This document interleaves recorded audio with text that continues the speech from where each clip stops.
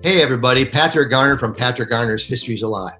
Although this fall, history might not be so alive, it might be a whole lot more virtual because we don't know what's going to happen. Nobody does. The plans are changing daily and they're going to change right up until that first day of school. So we got to be ready for anything. And History's Alive, we are.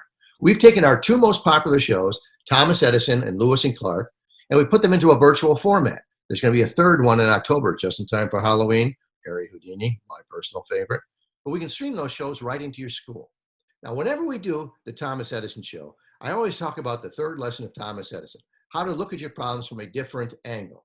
And boy, we've had a lot of problems this year. I give the kids a problem to try to illustrate that. The problem I give them is take a piece of paper and a pair of scissors and cut a hole in that card, but not just any hole. I tell them cut the biggest hole in that card you can. Cut a hole in that card so big that I can go through it. And here's what they do. They usually cut out the center of the card. They take out as much paper as they can from the center of that card to make the biggest hole they possibly can.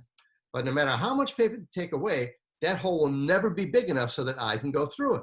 So I tell them, let's look at our problem from a different angle. At this point in the show, I usually tell the kids how Thomas Edison said he lost his hearing. But I don't want to talk about that with you today. Today, I want to talk to you about the coming school year. It's a little more pressing. Okay?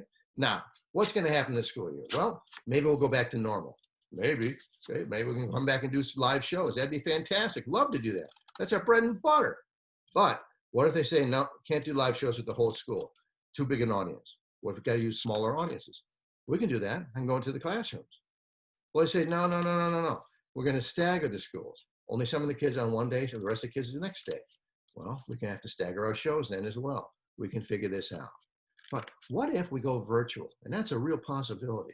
What if your school district says, no, we don't want anybody in that school that isn't a student or a teacher? Well, we can stream these shows right into the classroom and do a virtual question and answer period as well. But what if we go to remote learning, like we did all part of last year? Okay? Well, these shows are made for that. We can stream these. We can stream these right into the kid's own home. But here's the real kicker. What if there's an emergency? And this is what all the states are warning us about. We can plan everything we like, but what if there's an outbreak? Now, hopefully not in the school, hopefully there isn't an outbreak at all. But what if there is? What if we have to close the school down? What are we gonna do? Give me a call. These shows are ready to go. Your kid can go online, download the pre-show packet. He gets activities for before and after the show, during the show, like 3 days worth of activities. You earn 3 days there. Okay? Now, let's see how big a hole I get in here. All right, nice accordion here. Nice big hole, but can I go through it? Let's find out.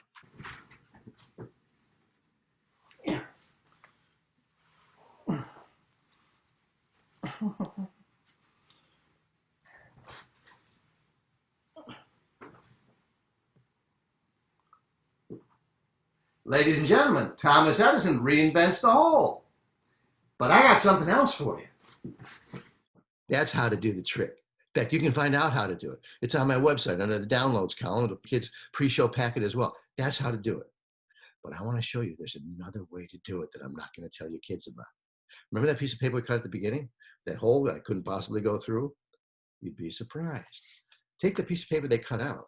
Take that piece of paper and cut it until it resembles a letter from the alphabet.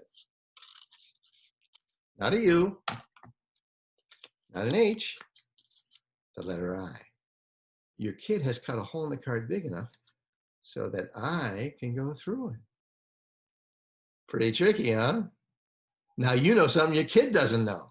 How often does that happen? Take care, be well. Hopefully we'll see you during the school year.